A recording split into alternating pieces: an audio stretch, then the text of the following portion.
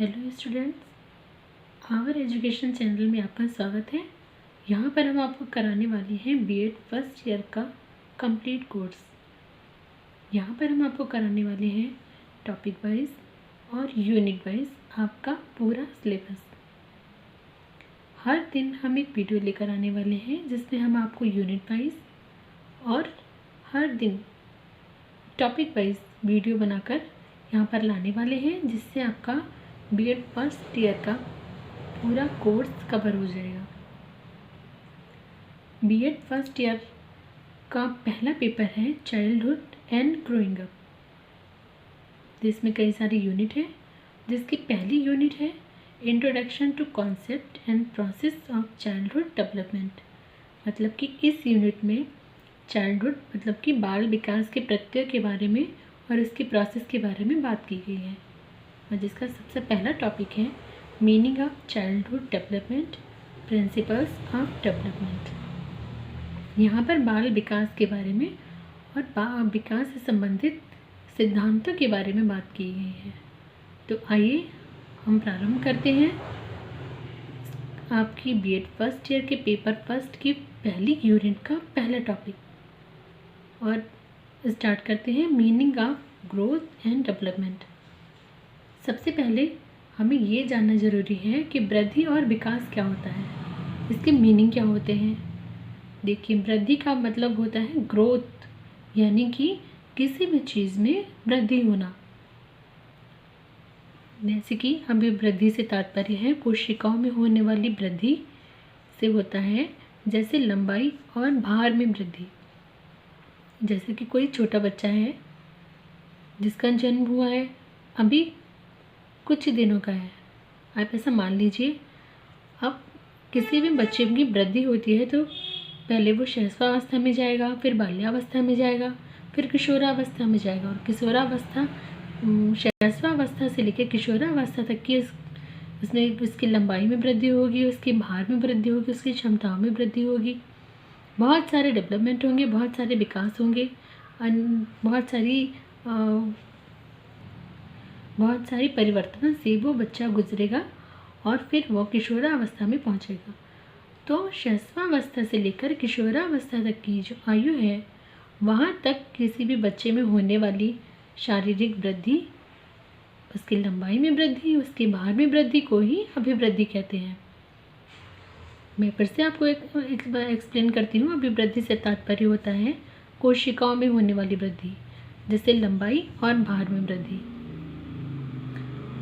आप समझ गए होंगे, अभिवृद्धि से तात्पर्य होता है किसी की लंबाई और भार में वृद्धि। अब ये तो हो गया अभिवृद्धि। अभिवृद्धि क्या होता है, फिर विकास क्या होता है।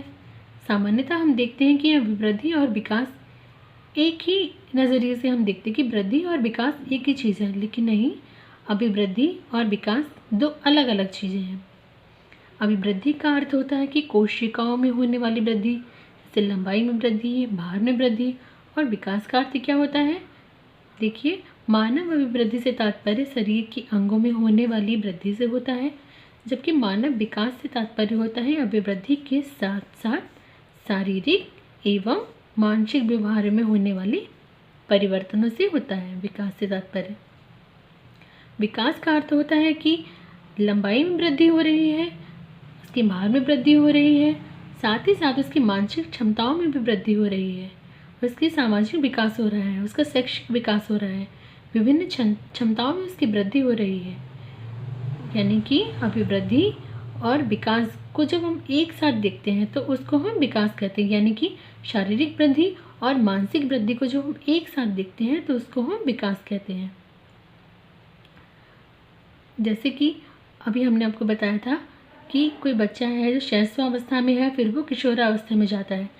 तो शैशवावस्था से लेकर किशोरावस्था तक की उसकी लंबाई में, उसके भार में वृद्धि हो रही है, तो ये अभिवृद्धि हो गई। साथ ही साथ उसकी क्षमताओं में भी वृद्धि हो रही है।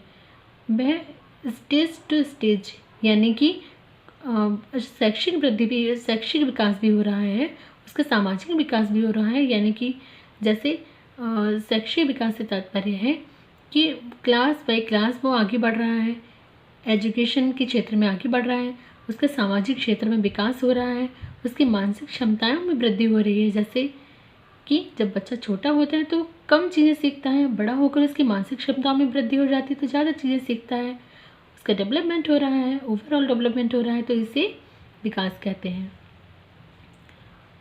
यहाँ पर विकास की कुछ परिभाषाएं दी गई हैं, जैसे आइए देखते हैं।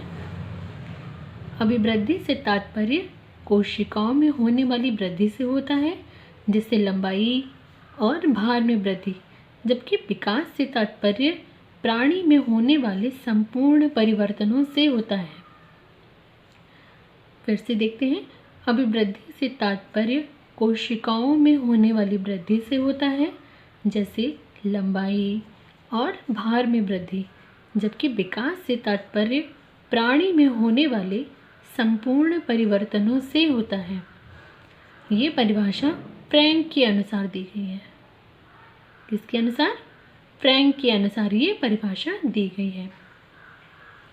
यहाँ हम आपको एक चीज़ और आपका कॉन्सेप्ट क्लियर करने वाले हैं कि अभिवृद्धि जो होती है वो एक निश्चित स्थिति तक ही होती है, यानी कि अभिवृद्धि एक निरंतर चलने वाली प्रक्रिया नहीं है, जबकि विकास एक निरंतर चलने वाली प्रक्रिया है। जैसे हमने आपको पहले बताया था ना कि शैशवावस्था और किशोरावस्था तक के बालक में लंबाई में वृद्धि होती है, उसके भार में वृद्धि होती है, लेकिन एक समय ऐसा आता है कि बच्चे की लंबाई अपनी पूर्णता को प्राप्त करने के बाद रुक जाती है, लेकिन विकास निरंतर चलता रहता है।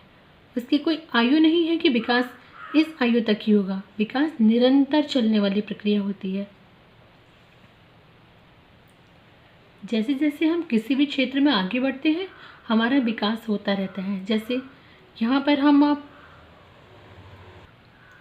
जैसे हम किसी भी क्षेत्र में जा रहे हैं, कोई भी कोर्स करने जा रहे हैं, तो उससे पहले उस कोर्स को करने से पहले हमारे पास उस क्षेत्र को लेकर हमारी जो क्षमताएं हैं वो कम है, लेकिन जैसे ही हम उस कोर्स में जाते हैं, उस कोर्स के बारे में जानते हैं, तो हमारा क्या होता है, हमारा उस क्षेत्र में विकास हो जाता है।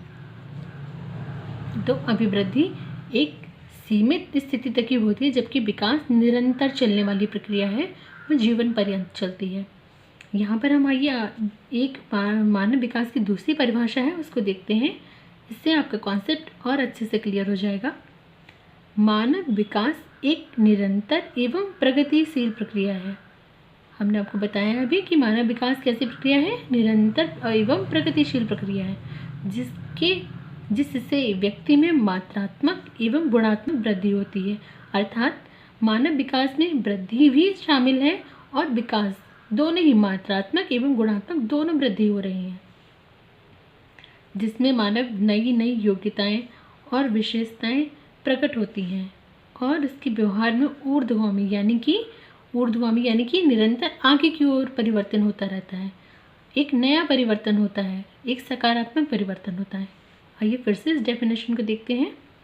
मानव विकास एक निरंतर एवं प्रगतिशील प्रक्रिया है, जिससे व्यक्ति में मात्रात्मक एवं गुणात्मक वृद्धि होती है, नई नई योग्यताएं और विशेषताएं प्रकट होती हैं और उसके व्यवहार में ऊर्ध्वगामी परिवर्तन होता है। यहाँ तक आप अभिवृद्धि और विकास के कॉन्सेप्ट को समझ गए होंगे। आइए यहाँ पर हम विकास को थोड़ा सा और समझने की कोशिश करते हैं। देखिए, development is equal to growth, capability, maturation, interaction with environment plus learning. Development is equal to growth plus capability plus maturation plus interaction with environment plus learning.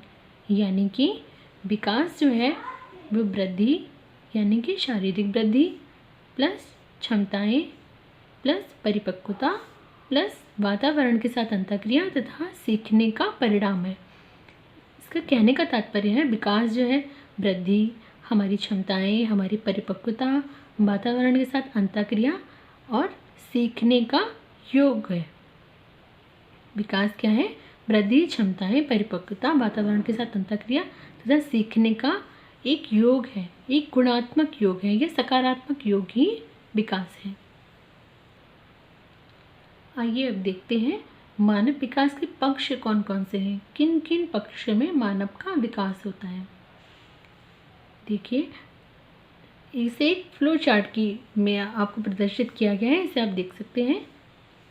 शारीरिक विकास यानी कि हमारी शारीरिक जो विकास है, वृद्धि, आकार में वृद्धि, शारीरिक क्षमताओं में वृद्धि, ये शारीरिक विकास। मानसिक विकास यानी कि हमारी मानसिक क्षमताओं में वृद्धि को मानसिक विकास कहेंगे। शैक्षिक विकास, निरंतर हम जो शिक्षा प्राप्त करते हैं, शिक्षा क्षेत्र में हम जो आगे बढ़ते हैं, वो हो गया हमारा शिक्षा का विकास यानी कि शैक्षिक विकास। भाषाई विकास, अब जन्म के बाद से जैसे ही बच्चा बोलना शुरू करता है, उसके बाद से निरंतर हमारी भाषा में विकास होता रहता है। बच्चा नए नए शब्द सीखने शुरू करता है, उसकी भाषा में निरंतर बोलने की कलाएं सीखता है, तो इस प्रकार भाषा का विकास होता है। संवेगात्मक विकास यानी कि संवेगों में, इमोशंस में विकास होता है, इमोशनल डेवलपमेंट, उसे संवेगात्मक विकास कहते हैं। उसके संवेगों में फील कर रहा है, किसी दूसरे की भावनाओं को फील कर रहा है, तो उसे संवेगात्मक विकास कहेंगे। सामाजिक विकास, एक बच्चे की या किसी भी व्यक्ति की समाज में एक पहचान है, एक उसका सामाजिक क्षेत्र बना हुआ है, समाज में उसकी एक पहचान है उसके व्यक्तित्व को लेकर, तो उसे क्या कहेंगे, सामाजिक विकास। फिर आता है चारित्रिक विकास, हर किसी के चरित्र का एक समाज में होता है। चरित्र को भी यहाँ पर हम व्यवहार की तरीके से लेते हैं, यानी कि समाज के लिए, ये समाज में उसका व्यवहार कैसा है, उसका चरित्र कैसा है, उसका समाज के लोगों के प्रति उसका व्यवहार कैसा है, फिर क्या होता है, इसको यहाँ पर क्या कहेंगे, चारित्रिक विकास।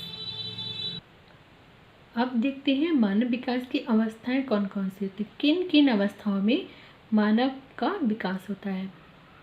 सबसे पहले आती है गर्भाधान या गर्भावस्था, उसके बाद आती है शैशवावस्था, फिर बाल्यावस्था, फिर किशोरावस्था, युवावस्था, प्रौढ़ावस्था, फिर वृद्धावस्था। गर्भाधान अवस्था यानी कि गर्भधारण से जन्म तक की अवस्था को गर्भावस्था या गर्भाधान अवस्था कहते हैं। फिर जन्म से लेकर 2 साल तक की आयु को शैशवावस्था कहते हैं। फिर 2 से 6 वर्ष तक की अवस्था को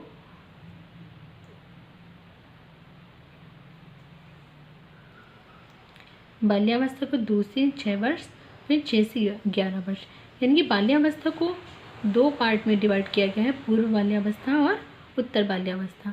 2 से 6 वर्ष, उसके बाद 6 से 11 वर्ष, यानी कि पूरी बाल्यावस्था को 2 से 11 वर्ष तक माना गया है। फिर 11 वर्ष से लेके 11 या 12 वर्ष से लेके 19 वर्ष तक की आयु को किशोरावस्था कहा गया है। फिर 20 से 40 वर्ष तक की आयु को युवावस्था कहा गया है। फिर 40 से 60 वर्ष तक की आयु को प्रौढ़ावस्था कहा गया है। फिर 60 के ऊपर की आयु को वृद्धावस्था कहा गया है। इन सब स्टेजेस को हम अगले टॉपिक में पूरा डिटेल में पढ़ेंगे, इसलिए अभी यहाँ पर केवल आपको उनकी आयु के बारे में बताया गया है। शैशवावस्था, बाल्यावस्था, किशोरावस्था, इन तीनों को डिटेल में पढ़ेंगे, इनकी आयु के बारे में, इनकी विशेषताओं के बारे में, इनमें कौन कौन से विकास होते हैं बच्चों में, इन सब के बारे में हम डिटेल में पढ़ेंगे। तो आज का वीडियो यहीं पर कंप्लीट होता है। अगले वीडियो में हम बात करने वाले हैं प्रिंसिपल्स ऑफ डेवलपमेंट की। एक बहुत बड़ा टॉपिक है, क्योंकि यहाँ पर आप देख रहे हैं, यहाँ पर इसके विकास के सिद्धांतों के बारे में लिखा हुआ है, लेकिन ये एक बड़ा टॉपिक है, हम इनको अगली वीडियो में डिटेल में समझाएंगे, जिससे कि आपको कॉन्सेप्ट अच्छे से क्लियर हो और आपको समझ में आ जाए। अगर आपको वीडियो अच्छा लगा हो तो इसे लाइक और सब्सक्राइब कीजिए। Thank you.